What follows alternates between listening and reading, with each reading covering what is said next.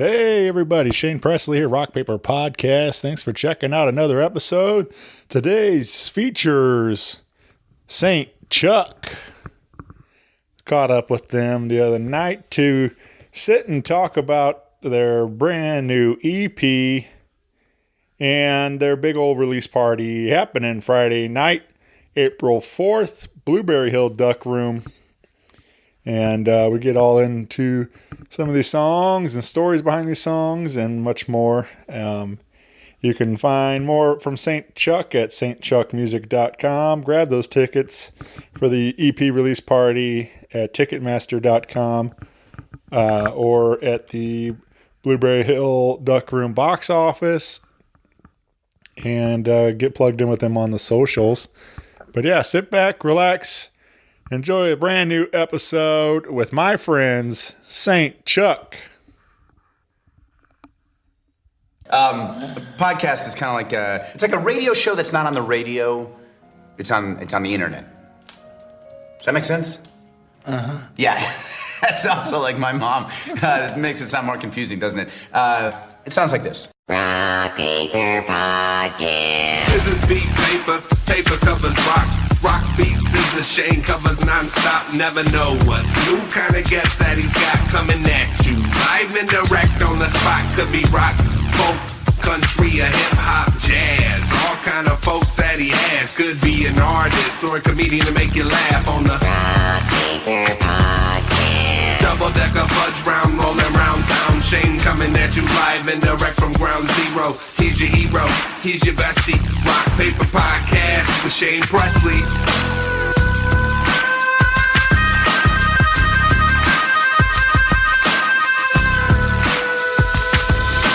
Rock Paper Podcast. Hey everybody, Shane Presley here, Rock Paper Podcast, coming to you from St. Louis, Missouri. Hanging out today with Saint Chuck. Welcome to the show, everyone. Thank you. Thank you. Thanks Let's for go. having us. This is very cool. I'm excited to be here. Excited to be meeting some new music coming out of St. Louis area. So this is our first time actually getting to sit down and do something like this. We've kind of been following along a little bit on the socials and stuff, but getting to properly meet and everything. So this is what's fun about this show, is still getting to introduce me to people making music in our town. So I guess before we get going too far, though, everybody want to go around the mics and say hi and introduce yourselves? Yeah. Hi, my name is Hannah Wozniak. I sing and play keys. I'm James, play the drums. My name's Austin Sharif, and I sing, play keys, and guitar. Very cool. Yeah, we like I said, we got a new EP on the way, which is what brought us together to sit and talk about this. But I know the group's got a little bit of history, and so I guess let's before we get to current music and stuff, let's kind of go back a bit and talk about how you three end up meeting. How do we get this group together? It's kind of a crazy, like, kind of funny coincidence of a story, at least on my end. So James and Austin were working at a little music studio, and I kind of just happened to be hired kind of on a whim. I wasn't really looking for that job, but it just kind of appeared in my hands, and I took it. And they were jamming together, and they invited me to come jam, and just kind of happened from there. We took a little gig at a church. That was our first gig back in, gosh, I had to have been like 22. November 22, October 22, something like that. And it just worked out really well. We pulled in another buddy of ours at the time who played bass for us. We've been playing ever since. Yeah. It's been awesome. Yeah, I was managing the studio, teaching some private lessons to kids and stuff. Hired Austin in like August of 2021, and I think we just kind of clicked from the start. And I was like, hey, you want to like play music together? And he was like, I would love that. And we actually, the first ever Saint Chuck gig, wasn't even a Saint Chuck gig. We played like a tune for one of the student recitals. I just like sat on the drum set, and Austin played Gravity by John Mayer on the keys. And it was such a random day, but we loved playing music together, and then tried to find some more people. Asked Hannah to join, and then Austin's buddy Luke from college played bass with us, and started just playing cover stuff for a long time. Too long. Yeah, we just played a gig at a church for a little like bonfire thing that Austin was working, and just connected and loved playing music together. Started writing some stuff, and yeah. I think it's worth mentioning that we were teaching in a music studio, obviously, and trying to follow the footsteps of those that inspired us, and hopefully through all of this and our teaching and all of our years ahead in music, we would find something that was significant post college, and this was it for me. It's like singing in choirs growing up was fun, and thankfully I get to lead worship on Sunday mornings, but this is my way to kind of hang out in the wild, if you will, and get to meet cool people like Shane and other musicians in the city.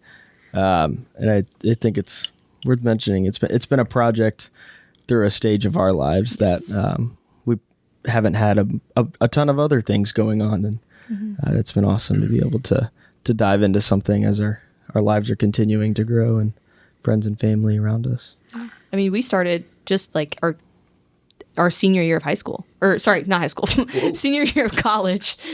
And so it kind of it felt like the perfect thing to latch on to, at least at the very beginning of our professional careers. At least for me, it was like the only thing I had going for me at the time. So the timing was great. Yeah. For us.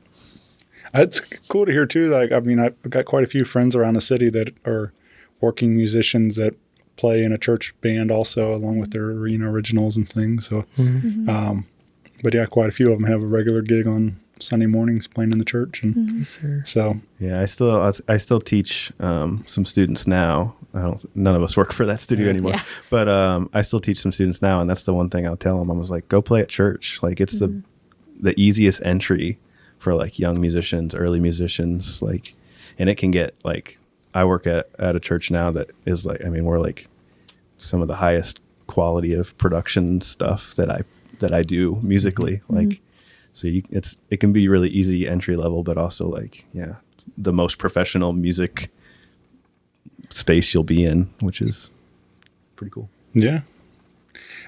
So you started, like I said, with some covers, and where does that, who presents the idea? Like, maybe we need to write originals, or were you already writing originals while playing the covers, or how's the idea to come about to make this more of an original project and create this, what we now have the EP and everything ready to go? I mean, it all started with Can't Get a Hold of You, at least as a group. I know at least I've been writing forever, and I think we all were kind of writing separately on our own time. But I mean, if you guys want to talk about the conception of Can't Get a Hold of You, it's kind of where it started for us. Yeah, so we have 3 singles that came out last year. Right. Those were kind of our first. We always make jokes that we've put out everything that we ever write, because we had written those 3 songs, and that was basically all we had written, which is a terrible percentage as a songwriter. Like, you want to be writing way more and putting out way less to really have the best product. But yeah, we wrote those 3. I don't know like what the idea was. We were enjoying playing covers. I've always been a person that wants to make original music, and so I kind of brought that first song, Can't Get Hold of You, like the concept of that, to Austin, and he put some more melody to it, kind of fleshed it out a little bit more, and started playing that at some of our gigs, and people really liked it, and so wanted to write some more stuff. We wrote Into a River. Hannah just kind of wrote one night by herself and was like, here's a song we should play, and we were all like, that is so cool, let's put that together. And it kind of just came naturally. So it wasn't like we have to be an original band, because it's been such a long journey of coming from playing cover stuff to trying to do more original stuff, and it's still in our blood to like do a lot of covers, just because that's kind of our safe space, I guess. 100%. Our original workflow is kind of, we don't write too much in the same room, maybe not as much as we would like to. It generally starts with one of us has an idea, and then we just pitch it, and it's just like, hey, I like this, does it stick? And then there's the bare bones there, and then we all collaborate on the additional stuff to make it cool. Yeah. Yeah. Yeah, it's cool too, having multiple voices coming through, having both of you, Austin and Hannah, splitting vocals and stuff, and or lead vocals, and harmonizing with each other on other stuff too. So it's like all that really offers a lot of variety in your sound and stuff, which I think is cool to hear. And even in a small collection of songs like this EP, like you getting quite a few different styles coming through with. So you never really. It's kind of hard to like, box you in like exactly what is Saint Chuck, because you can offer a lot of different textures and Yeah. So Appreciate that. yeah, so that's what I think is fun. It's variety, keeps you guessing what the next song is going to sound like. So, which is always cool. So, well, let's get into it a little bit more. We got, like I said, this will be ready on April 4th. Is the release of the proper release of the EP, along with a big party happening at Blueberry Hill Duck Room in St. Louis, Missouri. And it's going to be a fun night, great space. That's one of my favorite rooms in the city for sure, and such a legendary space. And, Oh, yeah. And so we got yourselves, and you're bringing along some friends to join you on the bill, along with the band. Yeah. All right. So yeah, I'm really excited. The evolution of one of the openers and I's relationship is very interesting. Ironically, it's my sister, who I love so dearly, his ex-boyfriend. But they're good. They're good. But it's worth mentioning that he is he's kind of, he was part of the family, and to me he still is. He's a great guy. But he'll be providing us with some of our opening music that evening. And like I said, his name's Sharad Swaney.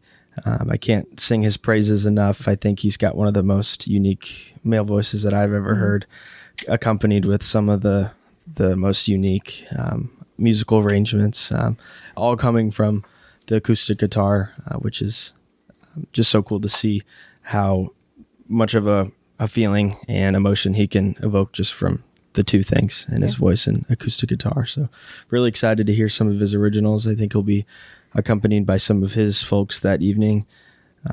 And we can't wait for him to join us. We also have a group called the Tropic of Cancer joining us.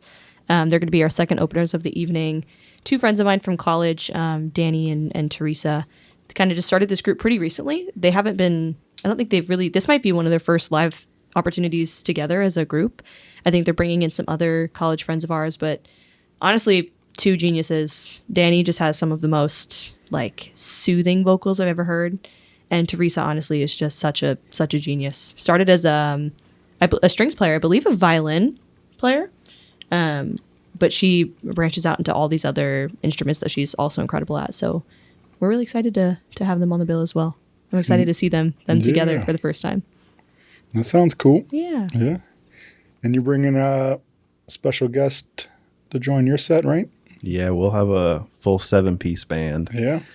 So we like to expand a little bit beyond the three of us when we play live, just to really fill out the sound, and I think do justice to like the songs that we've put on this record. So we'll have bass, another electric guitar player, and trumpet and saxophone. So full 7-piece to really cap off the night in a fun way. So that'll be cool. Drop the names, James. Oh, drop the names. Yeah, so we'll have Anthony Maurer joining us on bass, Nathan Sickmeyer on electric guitar, and then Anthony's brother Tyler Maurer on trumpet, and Tanner Caldwell on saxophone. So some pretty good names in the sure. city. Yeah. Nathan, he's a bad dude. He's very talented about everything. He can pick up all kinds of instruments and stuff. Yeah. And but yeah, him and Riley did the show a lot too long ago, and Yeah. Riley Holtz and the Lost Cause. So yeah. Yeah, we definitely got to name drop those guys, because those are some of our biggest, like, we fangirl over Riley. Our local and went to one of his shows and saw all of his musicians, and we're like, we have to play music with those guys. And now we are, so it's an honor. But yeah, Riley's an awesome songwriter, awesome musician. So Yeah, get out there and check that out. They just released a couple new singles, and but yeah, great music coming out of St. Louis too. Definitely. Some of these musicians that we're playing with, I don't always feel qualified to play with them, you know? Like, I just feel grateful that they want to join us in the first place. All right. Yeah. Well, very cool. So we got the show again. That's April 4th at Blueberry Hill Duck Room, and tickets now available at your Ticketmaster.com, or you can visit the Blueberry Hill Duck Room or the pageant box office. Any of those locations, you can get tickets there, and if you want. And but yeah, please join us. And I'm sure if we don't sell out, you can pay at the door too. So. But it can be a good party, and I guess you said as far as the EP, we're doing streaming only right now. We're not going to have physicals available at the show or anything. Correct. Yeah, which I think is that's kind of the way that the times are going. But for me, as a fan, I do love collecting. I'm a big vinyl enthusiast, and it's cool to see so many people are pressing on vinyl these days and stuff. So, but understandable as a younger band funding for something like that it can be costly. So, maybe with next project next time. Yeah, we got we'll goals. Get there one day. Yeah. But so yeah, come out and. You can throw a couple bucks in the tip bucket or something, and help support in various ways, and hopefully we'll fund that next project too. So call it the CD fund. We got some T-shirts you can come grab and help support us. So. And I guess I meant to ask too, like with the name like Saint Chuck, is that a derivative of St. Charles? I mean, obviously I think a lot of people call it Saint Chuck, and so I mean, is where it came from, or was it something else that helped inspire? Yes, and. I guess I should say it because I was the one that pitched the name originally. So when Austin and I started, we had one working name that we were going to go with, which was Blue Car, because Austin and I at the time both drove blue cars.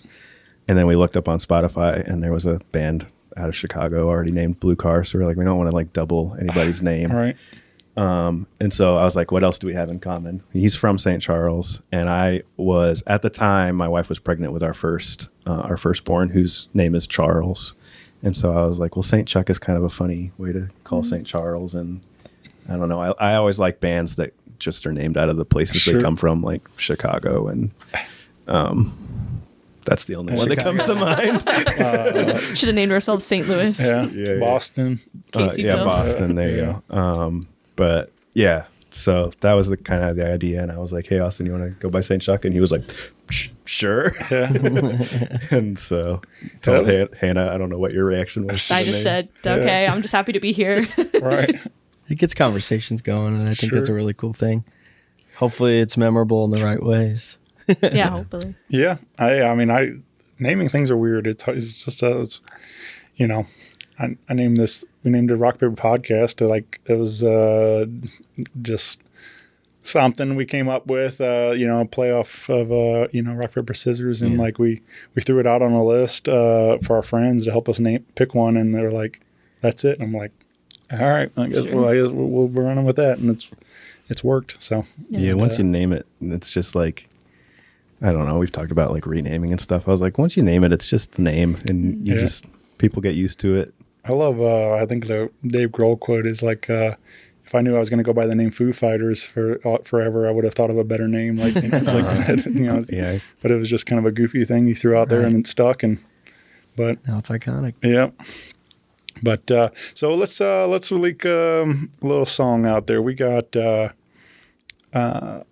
The debut single from this EP on the way on March 21st. So you can get a little preview then of the album recording. But we did a little live stripped down acoustic take on a song called Ohio right here in the rehearsal space. So let's talk about this song. What comes to mind when you guys think about Ohio? I think this song's really cool, despite Ohio not necessarily having any significance to us personally. I think it's a beautiful way to just think about all the other things that could have happened if it weren't for one person.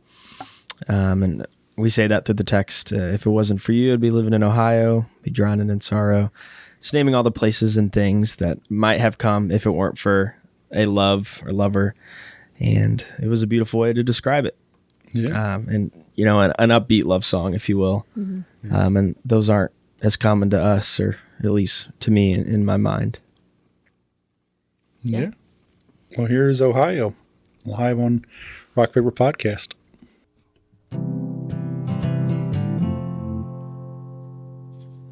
I spend my life thinking about so much lately, how different life would be without you, baby. Can't help but think of where I'd be right now. Probably be working for that greedy cow, despite all the adverse. My life started when I put you first. If it wasn't for you, I'd be living in Ohio. If it wasn't for you, I'd be drowning in sorrow. There's a million possibilities of what this life could be. If it wasn't for you, I wouldn't be me.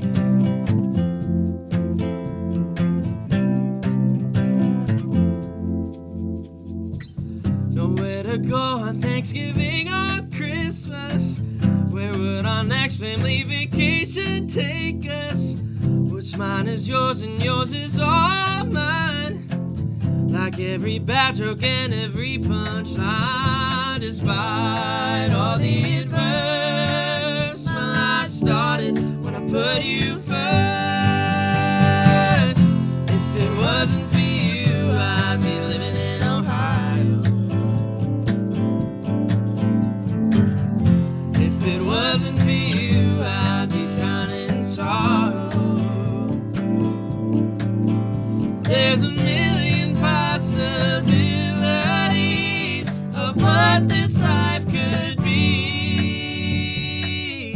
If it wasn't for you, I wouldn't be me. Could be living in San Diego, surfing the beaches from 9 to 5. Somewhere in New York City, looking at the world from up so high. Maybe in Colorado, where all of the mountains would be our home. Here we are together, making this world of our own. If it wasn't for you, I'd be living in Ohio.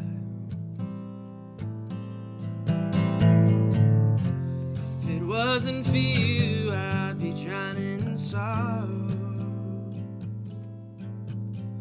There's a million possibilities of what this life could be. If it wasn't for you, I wouldn't be me. I wouldn't be me. You wouldn't be you. I wouldn't be me.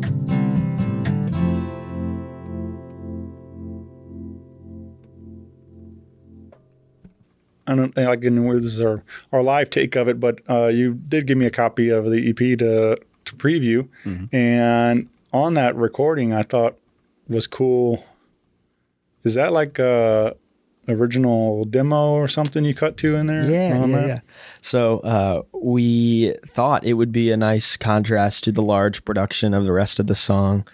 And it's kind of a nice homage to how a lot of our songwriting goes. It unfortunately is not necessarily the most authentic version of a take in it being a live demo, but it was a live recording in a live room versus in the studio room out at Harbor with Nick Buffano. And that was a great way to capture a certain feeling. That was the idea, though. It was like to make it sound like the demo, right? Like, Yeah. I think somebody was like, what if we just stuck an iPhone in the room and just recorded it like that? And then we went a little bit further and like Nick just, produced it in a really cool way to where it, yeah, it sounds like you're just in a bedroom with Sure. Austin playing the piano by himself, which I kind of like that. Like, it really takes me to that space when I listen to it. Yeah. And in 2025, one of the most effective yet simple ways that we are songwriting is through voice memos. I don't even have time to take my notepad out, if you will. I surely have plenty, but to pull my phone out and hop on the voice recordings is one of the best ways to capture moments and capture ideas. And Right. what a cool way to honor that.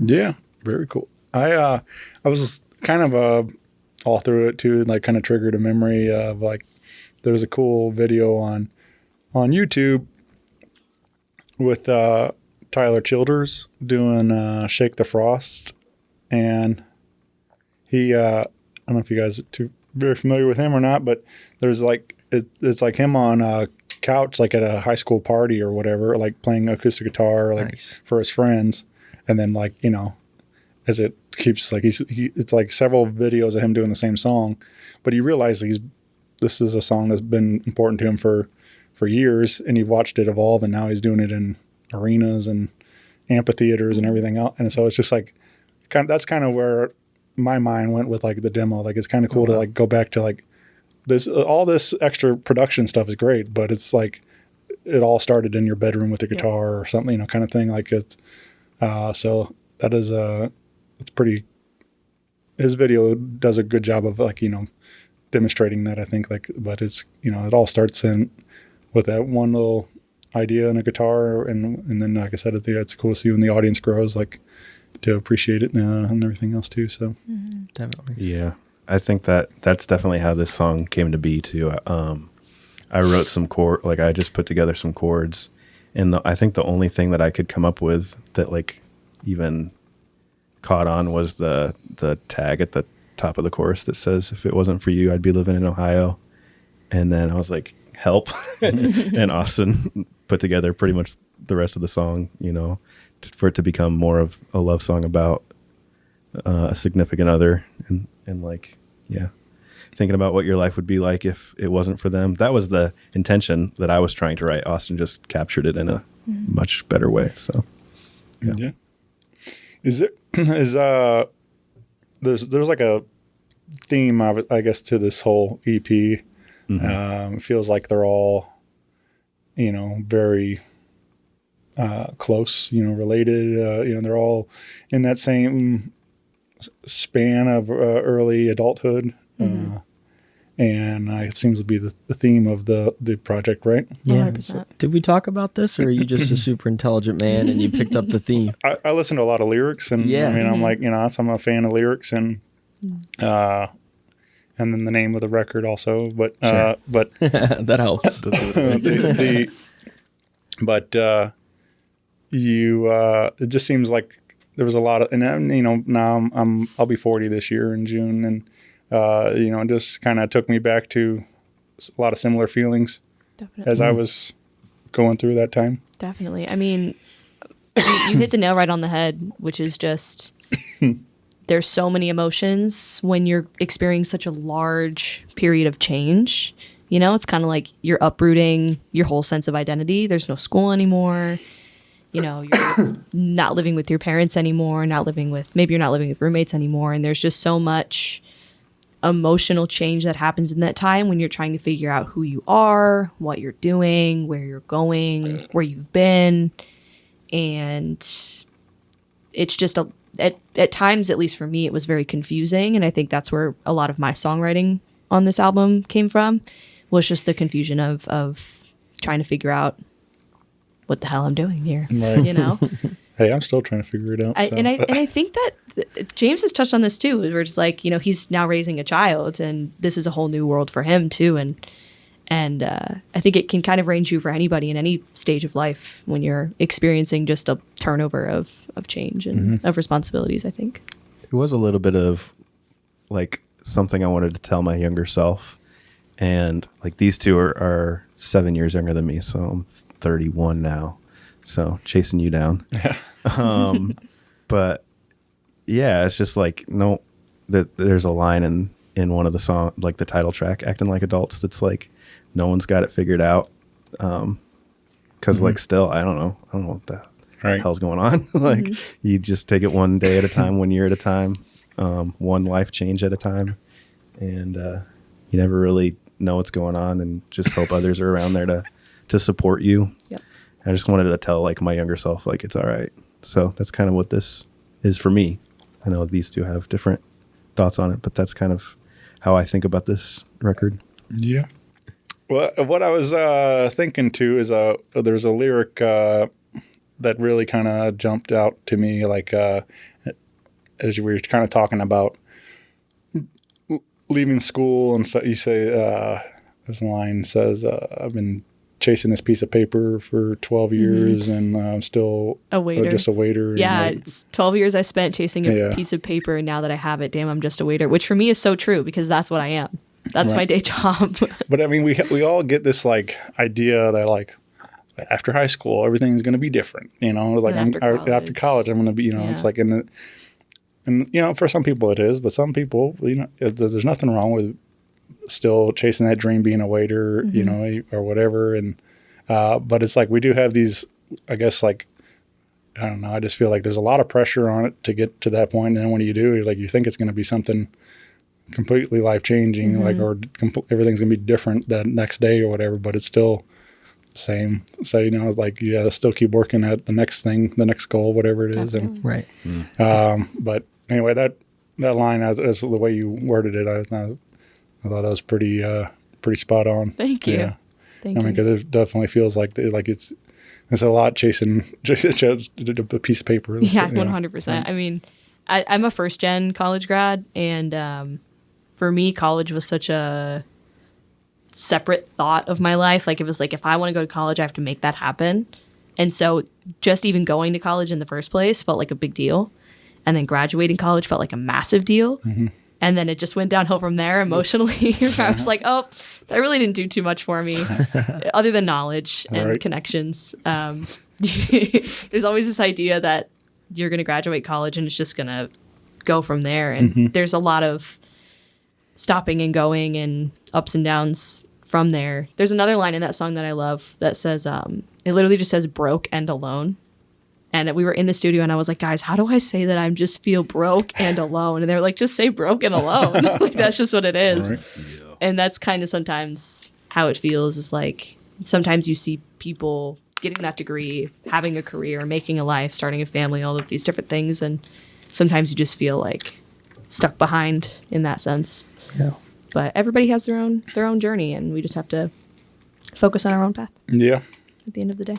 Yeah, I think there's, I don't know what, but like society, we put everything has to be like timeline. You know, it's like, you remember when me and my wife got together, and she was like, "Oh, I'm gonna be, married by this time, and I'm gonna have a baby." And I was like, "Oh, cool! I'm glad just kind of plug me into that story." You know, I was like, but it's like we have these ideas as kids or young adults and stuff that how things are going to go, but it's like real life, it always has there's different plans. But not that there's fine to have goals and stuff, but it was just funny like to hear her like telling me like this is how was it going to be, and I'm like, oh, all right. So we didn't quite stick to the script, but we got there eventually, and but it's just it was just funny. Like I think about that too. Like it was just like we always have this kind of idea of what we want and stuff, but then things take a different turn for us sometimes along the way. Right. One more thought there. We keep going on this, but it was just great to hear you guys share. It's also relative and relatable, and for us to make this our first project, something that is this relatable and that feels this us and this much of our truth, as cliche as that phrase is, and it really is our truth right now. And instead of like a concept album that this band puts together of like this, one of Hannah's biggest influences is 21 Pilots, or at least something that she really enjoys. Yeah. And she explains these vivid universes that they create, and Big stories. that sounds like a great idea to me, but I don't know if I could even wrap my head around my own life. So to be able to make some music about it, and to live out our truth through the music as you all were sharing. I think it's great to just be honest, like you're saying, just put exactly but what I did, broken alone, whatever, you know, it's like you put it right out there. Like, this is honest. I'm not, you know, there's sometimes, you know, having different metaphors and all that, you know, all that stuff's great too. But, you know, there's a lot of truth to just putting it right there, you know, being honest open about it. 100%. So, and I think that comes through in these lyrics and these songs, and a lot of, like I said, people can connect to these lyrics and these similar feelings of growing up.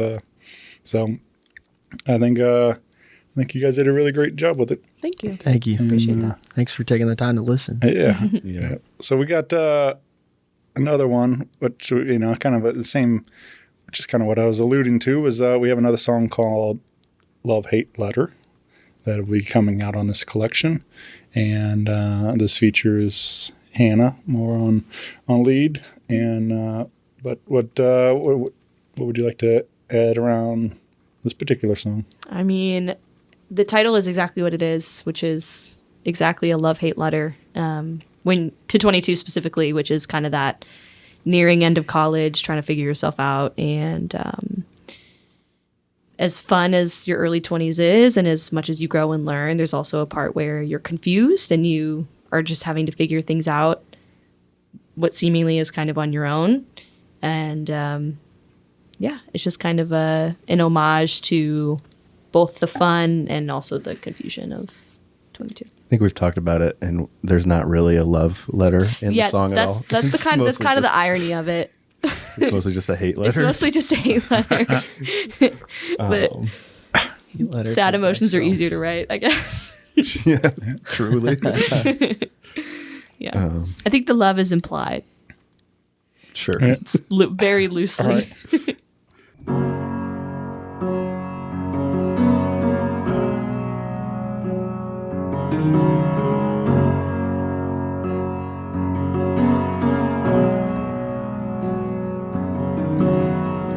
12 years I spent chasing a piece of paper. Now that I have it, damn, I'm just a waiter. Can't pay my rent, and now I'm thousands in debt. What kind of jobs do they think we're gonna get? This is my love-hate letter to 22. I've spent 21 years waiting for you. Now that you've come and gone, I'm glad you're through. This is my love-hate letter to 22.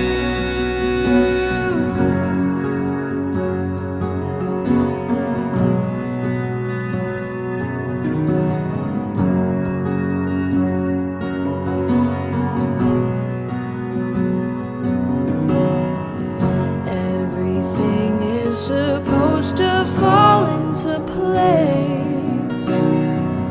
You are expected to be part of the rat race. 'Cause this is what it feels like to finally grow up. But not too fast, 'cause you're supposed to stay young. This is my love-hate letter to 22. I spent 21 years waiting for you. Now that you've come and gone, I'm glad you're through. This is my love-hate letter to 22. And I worked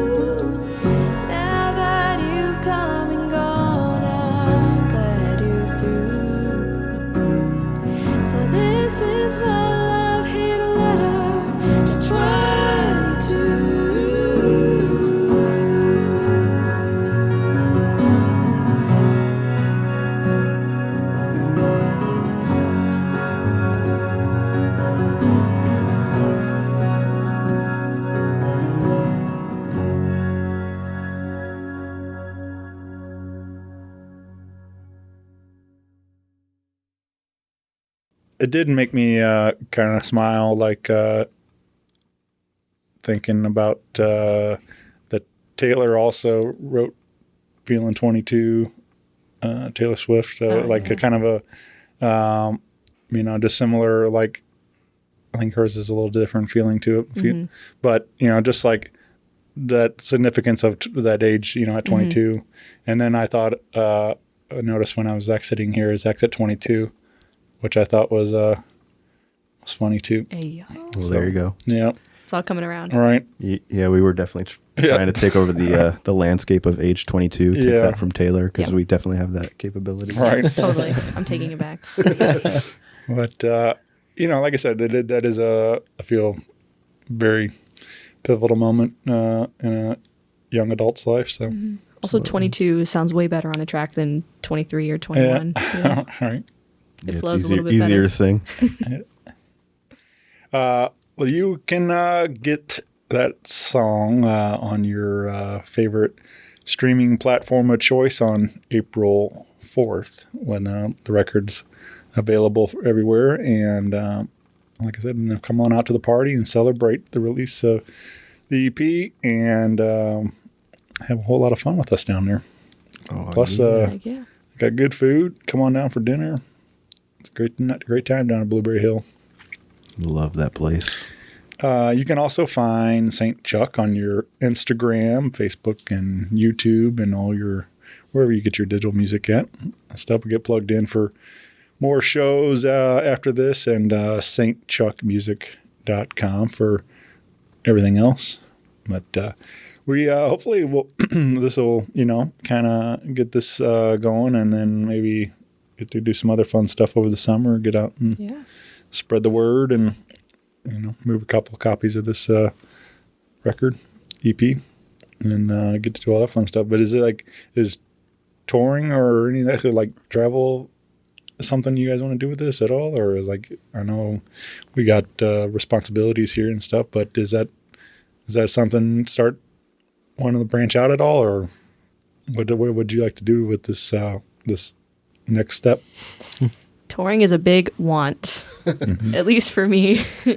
It's a big want. Yeah. It's a big goal, emphasis on big goal. Obviously, we all have some pretty large responsibilities at home. It's something we want to explore and something we want to look into. Not something we currently have any plans for or any current opportunities. But if the opportunity comes, or if we find the right opportunity, I would be down. I don't know about any large scale tours, but definitely we've talked about some small runs. Yeah. There's a ton of cities that you can get to in a day's drive, Kansas City. We talk about a lot, like even hitting Kansas City and Columbia on the there's both of them have great music scenes, and just get plugged in and spread the word out there. Yeah, there's. I mean, St. Louis is just unique in that way. Like you go any direction and you can find a pretty decent market to play in, whether it's Chicago, Indianapolis, Nashville, Kansas City. I mean, they're all equal distance, no matter which way you go. So I feel like taking it to a few other cities, connecting with some, other groups that are local to those cities would be super cool. Yeah. I mean, I just think, it's just, it's obviously a challenge to get schedules to align and all the other things and make it all happen. But I do think that would be, to me, that's the fun of being in a band is the, getting together with your buddies, hitting the road, surviving off Taco Bell for the weekend, or Ain't that the truth? that kind of that kind of thing. So you get our band, just by saying Taco Bell, Right. You understand.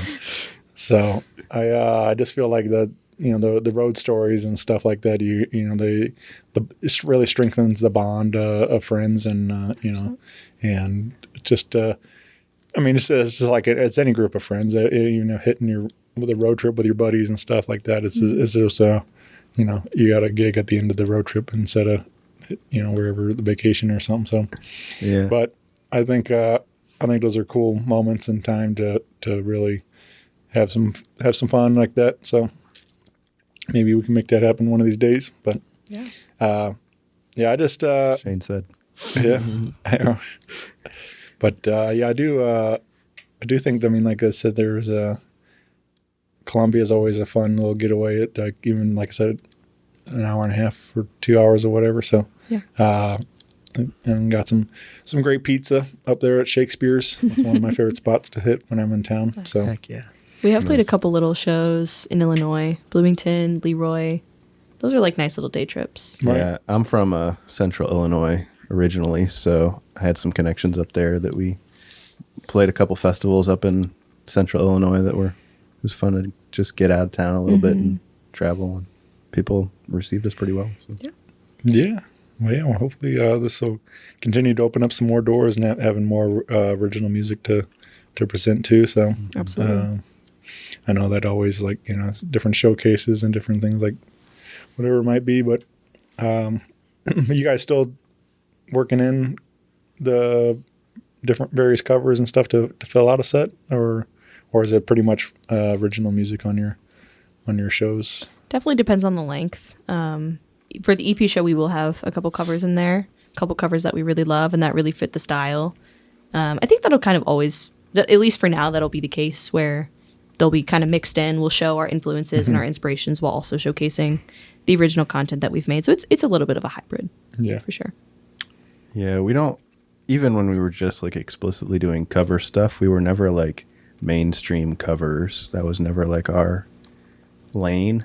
I think we really like to either do like a mainstream cover of or like a cover of a cover, so like find a unique version of like a mainstream song. So like one of the songs we're doing for this show will be Staying Alive by the Bee Gees, but we're doing the Scary Pockets version, which is like super unique. It's a banger. Or we just like to cover our influences who are maybe not as well known to like the general public, but have more to do with like the music that we write. So that's kind of like what we do with our covers. Like Hannah said, just kind of show our inspiration through that. Yeah.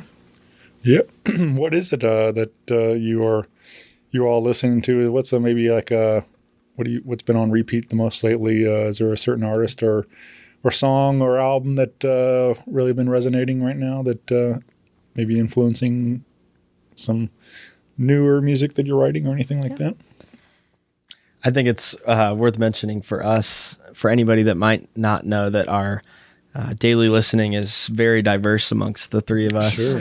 100%. For me, with leading worship on Sunday mornings, certainly listening to a lot of Jesus music. And then I probably have the biggest heart for country music of the three. And that might be like on the bottom three of desired listening genres for the other two. But I think that it's us though, and we kind of lean into that. And the sounds that we're putting together, when we're taking our bathroom breaks at gigs, we're often asked a lot of the same questions, and who are you and what's your sound? What do you all do? And when the genre question comes up, it's usually hard to answer. Yeah, and we kind of like that. Another Riley Holtz shout out. He just had that R&B-ish tune for Valentine's Day just come out, and I've spoke to him about it, and he'll openly talk about it, I think on socials or somewhere I saw. And he doesn't really know what genre they are as a band. He just does it all. And that's what we hope to be able to do. Hopefully a little bit of some of these genres we can do well, but we're just kind of taking in a lot of different sounds for ourselves and our sound. And through that, we're influenced by many, many people. And anywhere from singer-songwriter to the likes of Stevie Wonder and the Bee Gees, that funky, groovy sound, and any Hispanic music. Yeah. That's such a funny mention. We put that in there all the time. I would say, like, as a group, probably the two most prominent that we can agree on that kind of naturally inspire our sound is Ben Rector and Stephen Day. At least that's what feels, when I listen to those two, I think like, oh, this is kind of the closest to what we do in our own sound. Personally, I listen to a decent amount of like rap, R&B, reggaeton, hip hop in general.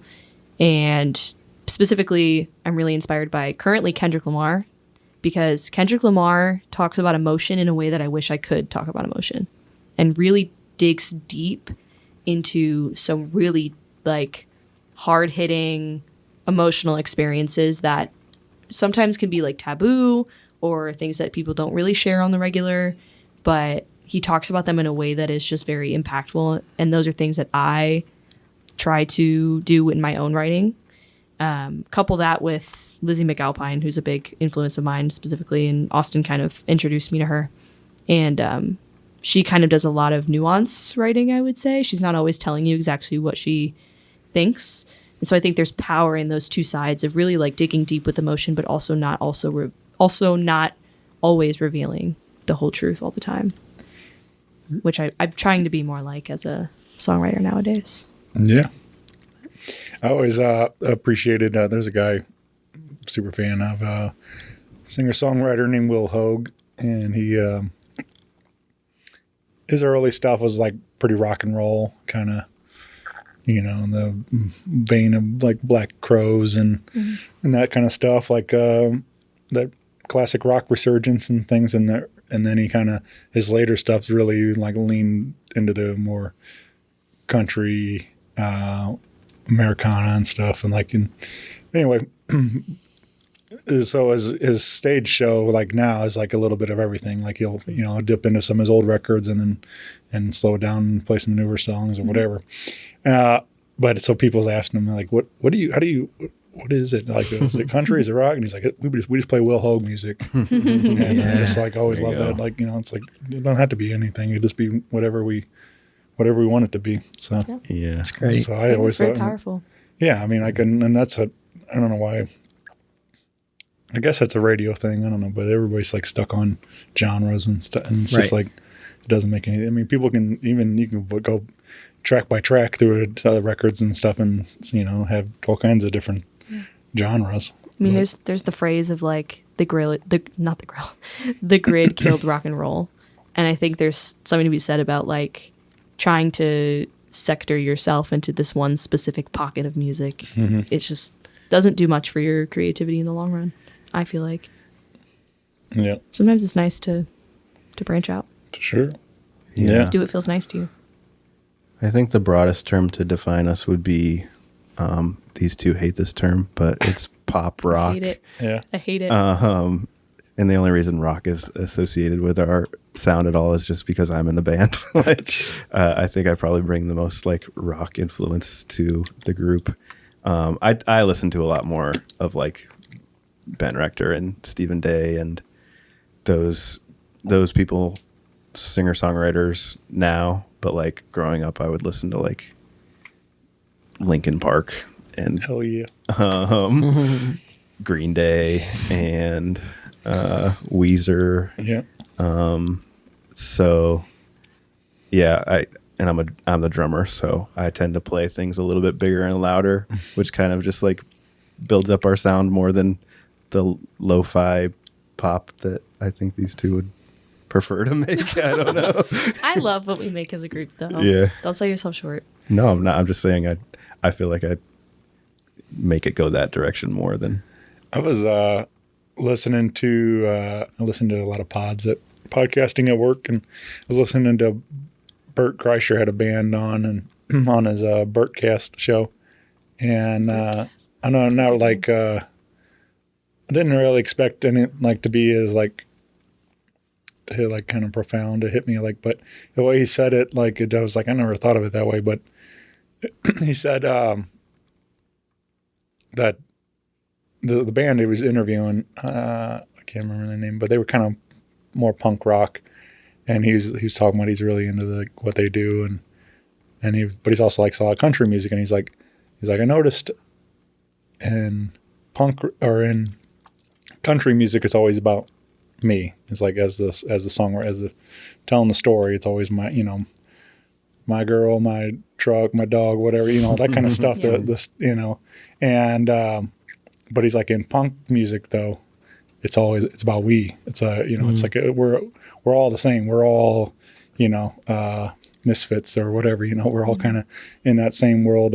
We all connect and run to the same thing. So the way he said it, like it really kind of like I was like, he's right, but it's just like I never really heard it put that way, that you changed the way that you're telling that story, and I was like, that's pretty powerful stuff there. And really, like I said, just never really thought about it that way, but I love both. I mean, I like all, it's just a different way of telling a story, the different narrative. So, but yeah, I think that's the only thing really like different I mean, like obviously in tempo, but you know, it's all storytelling, you know. So That's right. and that's what I connect to most, I think, is lyrics, and you guys do a great job with that, writing these cool songs we can sing along to. So the one thing I did notice too was, like, I don't know if it's any kind of an influence or not, or if something I might have made it up myself, but I just feel like this, especially this collection, and like kind of the way, like a concept, almost could work like as like a musical, like to tell the story like through that way. Like, not that these songs, like if this came out like that there's like the soundtrack to a musical or something like that, like a Broadway show or something, I wouldn't be surprised. You know what I'm saying? Like I'm saying, like not that these songs are feel Broadway to me, but it's like I just like, you know, you think about like Rent or something like that, or whatever. You know, it's like, yeah, and like a lot of them go together, a flow through the album and stuff, like obviously because it's an hour-and-a-half stage production show, but these songs like tell the story along the way, and I feel like there's like a through line through all these. Was it 6 tracks? So there's like that through line through it where like I feel like it almost can kind of tell the story along the way, like you know, what are you, when you're 22 and your love leaves to, you know, go to Ohio, or you know, or so whatever, you know. It's like I'm just but there's like connectivity to it all. Yeah, it's interesting you bring that up, because we were having a conversation about the track order. Trying to find that right now, actually, because and one of the things that we were trying to figure out is, do we want the order of the songs to reflect that story, that exact story that you're talking about, or do we want it to make sense sonically, and you know, kind of in the flow of the ups and downs and the key signatures and blah blah blah. But I mean, like, it's a big conversation we had. Yeah, but you look at like even like stuff today, like Alanis Morissette's Jagged Little Pills, now a Broadway musical. Green Day's American Idiot, some Broadway musical. It's like Crazy. You know, these something like that. Like, I mean, these are I don't think they wrote them thinking that they were going to be interpreted that way. Yeah. They just wrote you know, great songs, but so I just feel like there's something. It wouldn't be that hard to put a couple of extra pieces in to make it to make a show out of this. I'm saying, so That's a big compliment. It's the beauty of the art form, though. Right. Like through interpretation, I think it can be taken in so many different ways, and the fact that we could have something this dynamic for you to imagine that is crazy to think. So, thanks for sharing. I mean, that. that's where that's just where my mind goes. Is when I was listening to it, I'm like, you know, thinking that if these are all stories from the same person or the same couple, you know, especially I think your mind lends that way too, with you two singing leads on them, you know, having a male and a female vocal. That's where my mind wanders when I'm listening to these songs. So it makes me want to, I wish we could have conversations with like everybody that listens to our music, because it's like, I don't think we would have maybe thought that, but it would be interesting to like see how everybody takes such a unique experience to get to talk to somebody that just listen to it and like hear their takes, because I wish we could do that with everybody and just see like how they hear it and what they take out of it, because I feel like there's a lot in these 6 songs that can connect with just about anybody, just because of the broad. It's about life in general, so, right. Yeah. Well, yeah, excited for everybody else to hear it, and I'm excited to hear what might be next for you all. So we're, you know, obviously these are just coming out now, but I'm guessing there's more on the way, right? We got more new songs. We'll have to start cooking them. Yeah. We will have notably a music video from an old song. coming out, but from an old song, not from the EP. We don't have a release date for it yet.